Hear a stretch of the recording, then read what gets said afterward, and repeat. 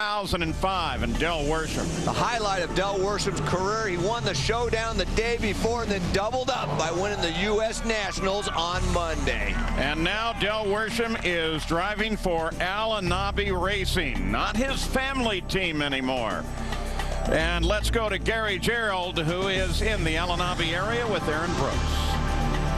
One of the unfortunate circumstances of any racing season is when someone gets moved to another area of responsibility. And obviously, Arron Brooks has found himself in that situation over the last couple of weeks here at Arron Racing with Del Worsham, Alan Johnson, and company.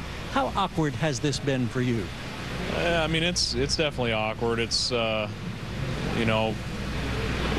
it's tough. It's just kind of the nature of the game. We ran good in the beginning, and then we kind of struggled a little over the summer. And with everything that transpired, I mean, Dickie had that car running. I think it was really the best car the last 6-7 races. And when they became available, any team owner would have. I guarantee you, Alan wasn't the only guy trying to hire him. So.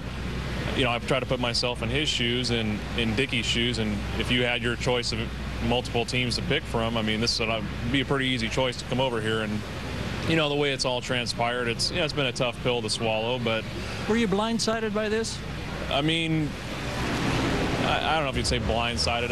Anytime you're in the crew chief role, your neck's kind of on the line, and if you're not running good, I mean, we just struggled a little bit lately, and. I felt like we were starting to turn a corner there the last couple races, but it just wasn't right. We weren't where we were back earlier the year where the thing was really running good. We were getting back there, but, it was probably in the back of my mind somewhere, but, I didn't know if I really didn't see it coming, put it that way. You still have responsibilities, however, and you still stay with the team. What type of things are you now working on? Well, we're going through that right now. I'm just trying to, anything I can do to make sure Dickie's comfortable with, the way this car is plumbed, or some of the controls. Some of that stuff's just different than what he had. So I'm just making sure that he's comfortable with all that, and, kind of help Alan with anything that he needs. And, we're looking at some stuff to do, some projects, some long-term projects at the shop. This is all kind of just, lots gone on in the last week, so we haven't really come up with a solid plan yet, but we're working on some stuff. A lot for Arron Brooks to digest, but he seems to be the ultimate team player. Thanks so much. Yep, thanks. A tough situation, but he's keeping a good attitude, and he's now going to be able to be protege to one of the best, Dickie Venables. Co-crew chief for John Force Racing from 1998 to 2003.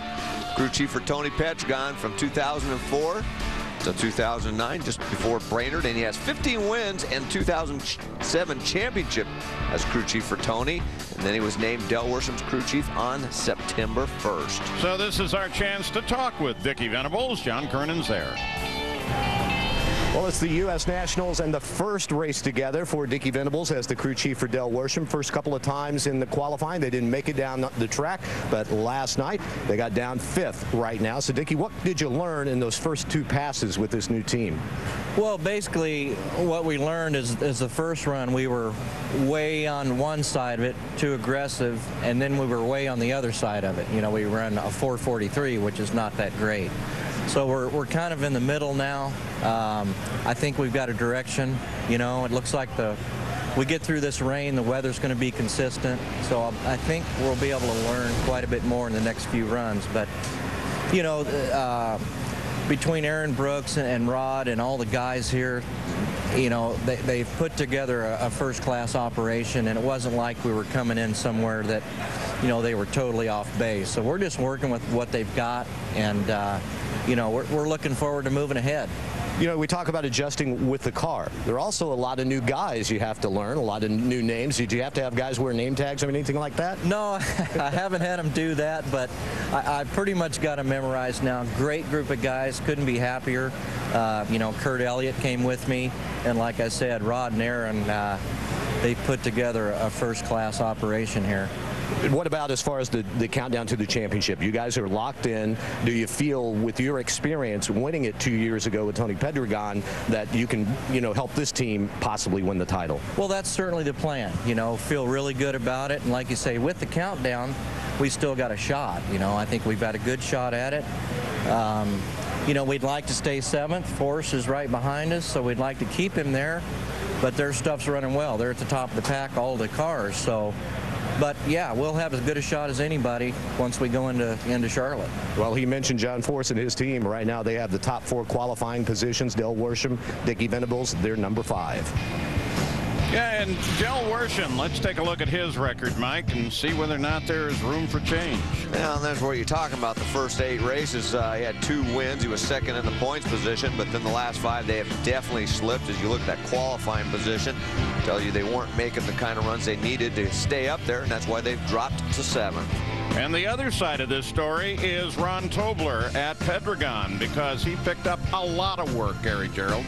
Well, indeed. Cruz Pedregon has gone over to the shop in Brownsburg. It's about 5 miles or so from the actual racetrack. Ron Tobler, of course, tunes the car. I want to ask you about your comfort zone with a 31-point lead over Hagan, 38-point leads currently over Robert Height. How good are you feeling about making that top 10? Well, I don't feel good about it at all until, you know, Monday's over, whenever we get to run eliminations. But, you know, I mean, right now for us to guarantee to be in it, we still have to go to the final round depending on what they do. So, you know, of course, if they go out early, then that's going to change things. But technically right now, we still have to go to the final round. You've been doing this for so many years. Still get nerves? Yeah, you know, I mean, it's kind of no different than going into Sunday last year at Pomona with the opportunity to win the championship. So, you know, we've had a good car up to this point, and we feel pretty comfortable about our situation, but you never know what's going to happen. If the sun comes out tomorrow and things are different, then it's going to be a whole different ballgame for everybody. Last year we got some video here of winning the shootout, you and Cruz together against Tim Wilkerson. Boy, that was a big, nice memory from the U.S. Nationals, huh? Yeah, it was. You know, it was really our first win with a funny car, even though it wasn't a points-paying race, but it certainly paid well enough to make it worthwhile. But it just showed us that we could win, and we could string some runs together, and that kind of propelled us on for the countdown. Thanks for your time. Wish you well, Ron. Thank you.